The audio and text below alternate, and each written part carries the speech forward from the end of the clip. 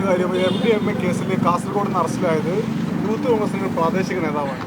ആ നേതാവായിട്ട് കോൺഗ്രസിൻ്റെ പ്രധാനപ്പെട്ട നേതാക്കൾ, പ്രത്യേകിച്ച് മുഖ്യമന്ത്രി അദ്ദേഹത്തിൻ്റെ വീട്ടിൽ പോകുന്ന വീഡിയോ, താങ്കൾ അദ്ദേഹത്തോട് അടുത്ത് നിൽക്കുന്ന വീഡിയോ ഒക്കെ, ഫോട്ടോസൊക്കെ ഇപ്പം പുറത്തു വരുന്നുണ്ട്. ആ കാര്യത്തിൽ എന്താണ് പറയാനുള്ളത്? അല്ല, ഈ വരുന്ന ആളുകൾ ഇപ്പോൾ നമ്മുടെ അടുത്ത് പലരും വരാറുണ്ട്. അങ്ങനെ വരുന്ന ആളുകൾ എല്ലാവരും ഫോട്ടോ എടുക്കാറുണ്ട്. അവരൊക്കെ ഏതെങ്കിലും കേസിൽ പ്രതിയായാൽ നമുക്ക് പറയാം, ഞാൻ ഈ ആളുകളൊന്നും അറിയില്ല.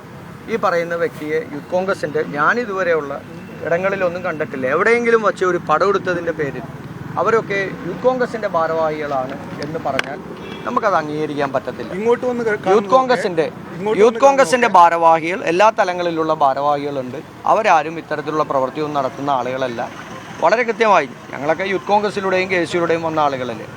അതുമാത്രമല്ല, ഈ കാലഘട്ടത്തിലെ യൂത്ത് കോൺഗ്രസിൻ്റെയും KSUവിൻ്റെയും എല്ലാവരെയും ആളുകളെ ഞങ്ങൾക്കറിയാവുന്ന ആളുകളാണ്. പക്ഷേ ഇവരൊന്നും ഒരു ഉത്തരവാദിത്തപ്പെട്ട ചുമതലയില്ലാത്ത ആളുകളാണ്. വലിയ ജില്ലാ യൂത്ത് കോൺഗ്രസ് അധ്യക്ഷൻ പുറത്താക്കിയിട്ടുണ്ട്, വാർത്താക്കുറിപ്പുണ്ട്. എനിക്കറിയില്ല ഏത് യൂണിറ്റിൻ്റെ ആണെന്നുള്ളത്. മണ്ഡലം കമ്മിറ്റികൾ വരെയുള്ള കമ്മിറ്റികളുണ്ട്. മണ്ഡലം കമ്മിറ്റികൾ വരെയുള്ള കമ്മിറ്റികളുണ്ട്. ആ കമ്മിറ്റികളൊക്കെ വളരെ സജീവമായി പ്രവർത്തിക്കുന്നതാണ്. അങ്ങനെ യൂത്ത് കോൺഗ്രസിന് അങ്ങനെ യൂണിറ്റ് തലങ്ങളിൽ അങ്ങനെ ഭാരവാഹികളുണ്ടോ എന്നോ അല്ലെങ്കിൽ ആ യൂണിറ്റിലെ ഭാരവാഹികളാണെന്നോ എനിക്കറിയില്ല. അങ്ങനെ യൂത്ത് കോൺഗ്രസ്സുകാരുണ്ടെങ്കിൽ യൂത്ത് കോൺഗ്രസ്സുകാർ പറയട്ടെ. എന്തുകൊണ്ടായിരിക്കും മുഖ്യമന്ത്രി അദ്ദേഹത്തിന്റെ ഈ മുഹമ്മദ് ഹുസൈന്റെ വീട്ടിൽ പോയിട്ടുണ്ടാവുക? എവിടെ? ഈ മുഹമ്മദ് ഹുസൈന്റെ അറസ്റ്റിലായ ആളുടെ വീട്ടിൽ കുറച്ച് മാസങ്ങൾക്ക് മുമ്പ് ഇപ്പോഴത്തെ മുഖ്യമന്ത്രി VD സതീശൻ പോയിട്ടുണ്ട്. അതിന്റെ വീഡിയോ ഇയാള് സമൂഹ മാധ്യമങ്ങളിൽ പോസ്റ്റ് ചെയ്തിട്ടുണ്ട്. ഈ മുഹമ്മദ് ഹുസൈൻ സ്വാഭാവികമായും നമുക്കറിയാം, ഒരു പ്രദേശത്ത് ഏതെങ്കിലും ഒരു പരിപാടിക്കോ കാര്യങ്ങൾക്കോ ചെല്ലുമ്പോൾ ഏതെങ്കിലും വീടുകളിലൊക്കെ കയറിയിട്ടുണ്ടാകും. അത് ഇന്ന നേതാക്കന്മാരുടെ വീടുകളിലാണോ അല്ലെങ്കിൽ ഇന്ന ആളുകളുടെ വീട്ടിലാണോ എന്നുള്ളത് നമുക്കറിയാൻ സാധിക്കും. നമ്മൾ തന്നെ എത്ര സ്ഥലത്ത് എത്ര ആളുകളുടെ വീടുകളിൽ പോകുന്നു.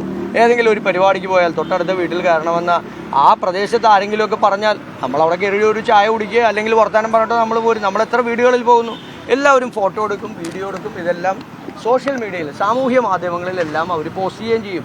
പിന്നീട് അവർ ഏതെങ്കിലും കേസിൽ പ്രതിയായാൽ ഇവരൊക്കെ ആ പറയുന്ന ഉത്തരവാദിത്തപ്പെട്ട ആളുകളോ ഞാൻ ഉൾപ്പെടെയുള്ള നേതാക്കന്മാരോ ഇതിൻ്റെ പിന്നിലുണ്ട് എന്നൊക്കെ എങ്ങനെ നമുക്ക് പ്രൂവ് ചെയ്യാൻ പറ്റുക?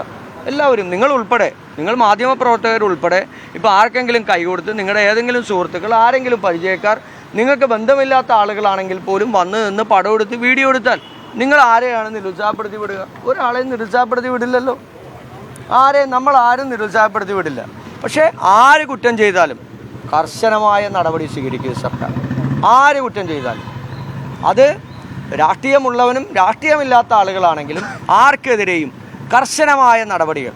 ഇപ്പോൾ നമ്മൾ എല്ലാവരും ഈ ഓപ്പറേഷൻ തൂഫാനുമായി ബന്ധപ്പെട്ടുള്ള വലിയ ക്യാമ്പയിനിങ്ങിലാണ്. കേരളത്തിലെ എല്ലാവരും, രാഷ്ട്രീയ ഭേദമന്യേ എല്ലാവരും, കുട്ടികൾ മുതൽ മുതിർന്ന ആളുകൾ വരെ തൂഫാനുമായി ബന്ധപ്പെട്ടുള്ള വലിയ പ്രചരണത്തിലാണ്. കാരണം നമ്മുടെ നാട്ടിൽ വർദ്ധിച്ചു വരുന്ന മയക്കുമരുന്നിനെതിരായിട്ടുള്ള പ്രതിരോധം തീർക്കാൻ എല്ലാവരും ഒരുമിച്ച് ഇറങ്ങിത്തിരിക്കുകയാണ്.